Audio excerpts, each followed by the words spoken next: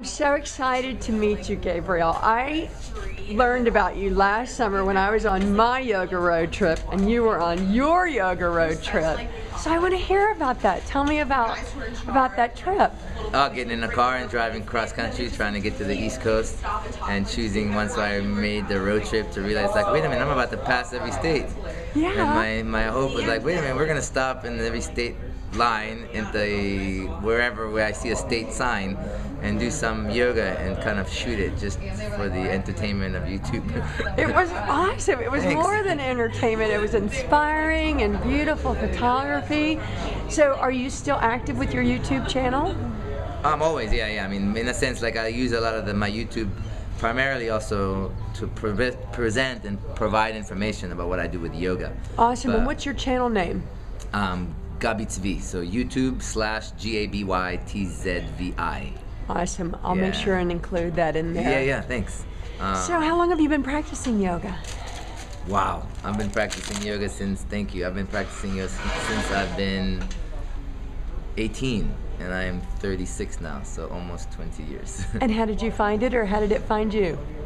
Yeah, so that's a long conversation, but in the short part of it, I ended up coming off a Tom Robbins book called Jitterbug Perfume, and becoming aware that he presented characters and weaved a story around ideas that were based in ancient India philosophy, and it made me aware that I had an image of India philosophy but didn't really understand it as well as he did.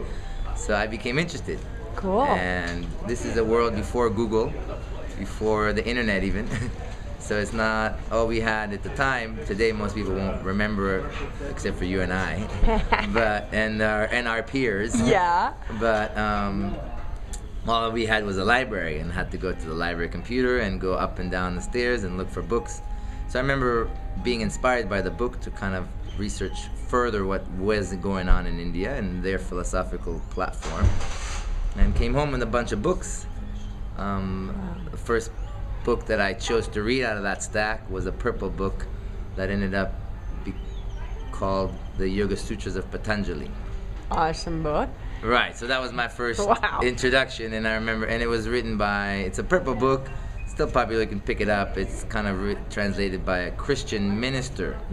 And so the very first sentence, for instance, is in English, yoga is to find God. And I remember at 19 when I picked up the book, that I had my own issues with that word God, and here was a book that was bluntly stating a statement unlike any other religious aspect. Right. And right away it kind of drew me in, and the rest is actually history. But my first experience with yoga for the first 3 months is really with books from the library and a lot more philosophical entrance. Very cool. Between the Patanjali Sutras, between the Upanishads, between the Vedas, and a few little books about, well, how do you meditate? Because you get very clear right away with Patanjali that the goal of yoga is a sitting type of meditation. Today I provide a much bigger scope of understanding on where to take that, but at the time that was the only direction. So the next books were meditation, and I would sit in my bedroom until one day I picked up a complete yoga book by James Hewitt, and it was the first time I saw asanas. It was about 3 months or 4 months after I started in that direction of understanding. Very cool. And what type of practice was that? What I'm saying, like, I mean, considering the fact that I took, it's a book, so Right. it wasn't, today we think of practices with their names and then that, but that's modern marketing. At the time, yoga is just yoga, and so there is no name. I remember even, so that I'm practicing for a few years, about 2.5 years, just with these books. Someone dropped a video. My father was going out with a Tai Chi master, and she saw me do sun salutation one day, and the next time she came to the house, she brought me a Jane Austen, I think, DVD, or a video. There was no DVDs, there's a video. Yeah. And she gave me a video, and I remember that I'd had my own routines picking up from James Hewitt, and by that point, when I got the video, James Hewitt's book is very similar to a Iyengar's book, and in many respects I would suggest that he was just rewriting a Iyengar's book, and I've had those two books, and there's a plethora of postures, you know, anywhere between 400 to 500 poses. But both of them provide at least understanding on how to start with. You know, I mean, I remember the first time seeing postures was like, ooh, let's try this pose, and you have to go between the text and the picture, and you're like, how did that text say that, and how that picture get that body part there, and oh, let's try that other pose. But you get very quickly that, hey, there's a pattern of breath recognition. Since I started with meditation and with breathing, then I began very quickly to gravitate to the idea of meditation in motion, which is sun salutations. Right. So sun salutation was a big practice for a long time, meaning I just do 30 minutes of sun salutations. I remember even taking the Jane Austen DVD, and she had like about 20 minutes of sun salutations, and then the rest of the practice. And sometimes you're like, oh, I'm done sun salutation, we're good, turn it off now. Because all the other ones was like static. Was speaking to you. That's awesome. Yeah, that meditation, that breath in motion. Right. And so by the time I started to teach, I was just teaching in that style of connecting postures and seeing how other people, I mean, at that point I kind of had seen a couple of videos, I've taken people's classes, I knew what I liked, and when someone asked me to teach one day, I just kind of wrote down a sequence and went and taught it. And then a few months later, I went into a teacher training program and was really inspired by that individual. And that was the first time I learned that, ooh, what I'm teaching is vinyasa, because it's flow. And it was like the first time that terminology came. Sure. So do you apply that now at Sumit's? In terms, what do you mean? Are you still teaching in that same style of what you would call moving meditation or flow, or what? If someone's going to come to your class, what would they say your class is? Well, the Sumit class is a kind of like a Bikram. It's a cut-made class, and it's his class. Okay, so it's not. And we can talk about the principles of Sumit Yoga if you like, because it's a very beautiful principles. Yeah, I think so too. And he brings in the utilization of vinyasa flow in a sense. They're a little bit more relaxed than the traditional format, so it's not that every breath has to be with a posture, but there's very much that recognition that both Sumit and Bikram have a grounding in yoga is about the breath. And the asana experience needs to support the experience of the breath energy moving in the body. And the postures will then expand that energetic flow. Bikram does it in one way. Sumit just included a vinyasa format, which speaks to many people because of that flow and fun part. It speaks to me as a teacher because, like, ooh, I already in that environment. But I was a Bikram teacher also, so I respect both platforms. So do you teach elsewhere besides Sumit? Now that I came back to Phoenix, primarily with Sumit. I mean, I won't be averse if someone called me from a different studio and asked me to teach, but they invited me back, and I came back here to support and help them build their teacher training program.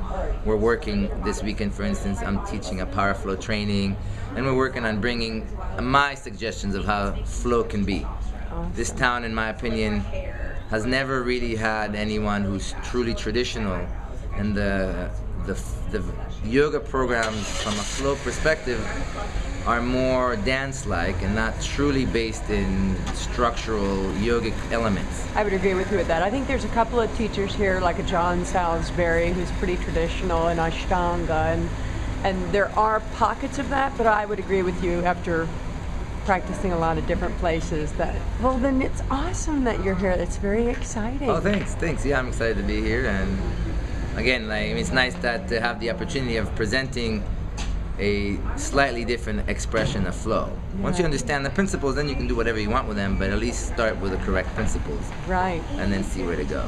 So, before we let you go, because I know you have to teach a class, how has yoga impacted you personally? Besides transforming my entire physical body and expanding my consciousness, I mean, obviously for me, when I started reading and getting into the yoga philosophy, especially coming off this amazing author, there was a huge amount of psychology that I was going through. I have a degree in psychology, so I was already in a psych major. I spent my childhood always interested in mythology and religion, so I spent many years kind of dissecting. Growing up in Israel, Judaism is a huge education, not just a religion, so you truly learn Judaism as a history and a literary subject from a very early age. You know, when you're 7 or 8, your classes on religion don't have a problem looking at the Right. And Kabbalah too, or just? well, Kabbalah is a different subject. Right. So Kabbalah, for instance, You didn't study that is in overly. any way. You should not learn Kabbalah until you have memorized the entire Bible and you can spit it out traditionally. And if you cannot do that, you're not really studying Kabbalah. Wow. Cool. That's what most people don't Right. see. We just have like People in don't Madonna know. experience. It's the reason I was wow, it's asking. great. Yeah. But in school, you just learn Judaic principles. And what I meant was that if you look at Genesis, book 1 and just book 1, there's the first chapter and the second chapter, and they say the same story, Adam and Eve. But we say it twice and we get two different stories. In Judaism, when you're 9 and 10, there's not a problem of your teacher telling you, look, two stories, two different perspectives, two different people wrote it. Yeah. So you have that growing up for me. And so I studied Judaism, Christianity, and Muslim, and didn't find what I was looking for from a spiritual direction. And which is why I kind of thought that India was saying the same thing and kind of threw it out until I read Tom Robbins. So yoga really kind of changed that perspective, truly kind of solidified that, oh, there is a grandeur experience that you don't need to believe. In the words of Osho, like, you don't need to believe. And if you're believing, then you're still lying to yourself. You can know. And the only way to know is to do. We can talk about you believing that an apple is sweet. And as long as you believe that, that is an unfortunate circumstance, because you might eat a Granny Smith apple and find that it's sour. And so knowing is very different than believing. And the only way to know is through experience. And yoga per se, in the words of Patabi Joyce, in the same words of Patanjali's translation, yoga is to find God. And God is not a ethereal or kind of energetic suggestion. It's an actual experience that you can discover. And once you discover it, doesn't mean it's like, there's still got a lot of things to do, meaning just because you found God, it's kind of like, wow, you're taking a boat and you went from one shore and now you reached the other shore. Well, just because you reached the other shore, you still got to go walk around and see things. Right. And so first get to that out of the shore, and I think a lot of people would like that, are looking for that, and sometimes they're not being presented. So when I say traditionally, it's like if you haven't recognized that yoga at least offers that opportunity. I don't have to talk about God. I don't have to come to my class. When I teach, it's not like I speak like a minister and talk about God, but the experience at the end makes you feel connected. And that connection is godly. And you can use other words, so you don't have to use that word. You can use love and you can use energy, but what it means is that at the end of that experience, you know what it feels to be connected to yourself. And I know that if you come to a yoga class, that your wife and your kids and your friends, they think you're more connected. And that connection is what we all think of when we say godly or God connected. And that, I think, was the most expanding thing that yoga gave me. It took about 3 years before that epiphany happened in that level. Osho might say it's an enlightenment, but I just had an epiphany. I'm still searching. Thank you so much for No, thank joining you me for today. allowing me to share my perspective and Yeah, give you some awesome. of my words. Oh, namaste. Namaste, namaste everyone.